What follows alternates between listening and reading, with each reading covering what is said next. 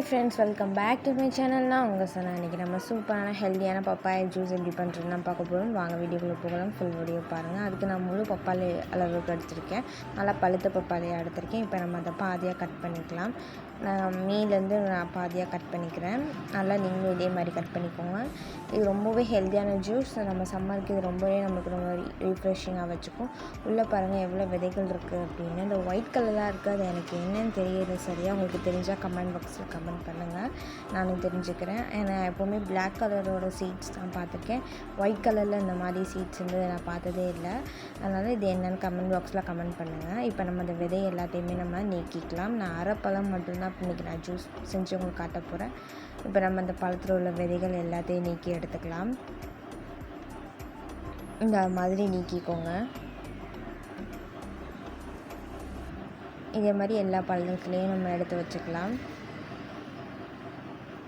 உள்ள இந்த ஒயிட் கலரில் ஒரு லேயர் மாதிரி இருக்கும், அந்த லேயரில் இருக்கிறதையும் நம்ம எடுத்துக்கலாம். நல்லா அந்த மாதிரி கத்தியை வச்சு எடுத்து விட்டிங்கனாவே எல்லாமே வந்துடும். வந்ததுக்கப்புறமா இதை நல்லா ஹாஃபாக கட் பண்ணிக்கோங்க. ஹாஃபாக கட் பண்ணி நல்லா மேலே உள்ள தோல்லாம் நம்ம எடுத்துக்கலாம். நல்லா பழுத்திருக்கு பப்பாளி, நல்லா இனிப்பாகவும் இருந்தது. அந்த லேயர் மாதிரி இருக்குதுன்னு சொன்னேன் இல்லையா, அதை எடுத்துருங்க. இது மாதிரி தான் இருக்கும் இந்த லேயர். ஒயிட் கலரில் ஒரு லேயர் இருக்கும், அந்த லேயரை எடுத்துருங்க. எடுத்துகிட்டு இப்போ நம்ம தோல் சீவிக்கலாம். இதே மாதிரி நீங்களும் ட்ரை பண்ணி பாருங்கள். ஆனால் நம்ம அந்த ஜூஸ் போட்டதுக்கப்புறம் உடனே நம்ம வந்து ஜூஸ் குடிச்சிடணும். ஏன்னா கசப்பு அதிகமாகிடும் பப்பாயால். அதனால் நம்ம சீக்கிரமே இந்த ஜூஸை குடிச்சிடணும். போட்ட உடனே குடிச்சிடணும். இந்த ஜூஸ் மட்டும் வச்சு குடிக்கவே முடியாது.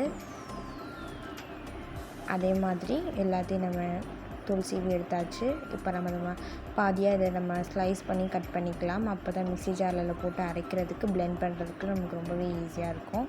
இப்போ எல்லாத்தையும் கட் பண்ணி எடுத்துக்கிறேன். இதே மாதிரி சின்ன சின்ன துண்டாக கட் பண்ணிக்கோங்க. பப்பாயாவை நல்லா பழுத்த பப்பாயாவாக இருக்குது. நல்லா இதே மாதிரி கட் பண்ணி எடுத்துக்கிட்டேன் எல்லாத்தையுமே. பாருங்கள் எந்தளவு நான் ஸ்லைஸ் பண்ணி கட் பண்ணியிருக்கேன். அப்போ தான் சீக்கிரமே அரைப்படுங்கிறனால. இப்போ நம்ம அதை ஓரமாக எடுத்து வச்சிடலாம். இப்போ ஒரு மிக்சர் ஜாரை எடுத்துடலாம். அந்த மிக்சர் ஜாரில் நம்ம கட் பண்ணி வச்சுருந்த பப்பாயா எல்லாத்தையுமே சேர்த்துக்கலாம். பப்பாளி பழம் எல்லாத்தையுமே சேர்த்துக்கலாம். பப்பாயா ரொம்பவே நமக்கு நல்லதுன்னு சொல்லுவாங்க. கர்ப்பப்பைக்கு நம்ம கேர்ள்ஸ் வந்து ரொம்பவே நல்லது. நீங்கள் இதே மாதிரி ட்ரை பண்ணி சாப்பிடுங்க. இல்லை அப்படின்னா நீங்கள் அப்படியே சாப்பிட்றது கூட ரொம்பவே பெனிஃபிட்ஸ். இதில் வந்து நான் வந்து 3 டீஸ்பூன் அளவுக்கு சர்க்கரை சேர்த்துக்கிறேன். ஜூஸ்க்கு தேவையான அளவு சர்க்கரை. நம்ம அரைக்க இது மாம்பழம் மாதிரி கெட்டித்தன்மையாக தான் வரும்.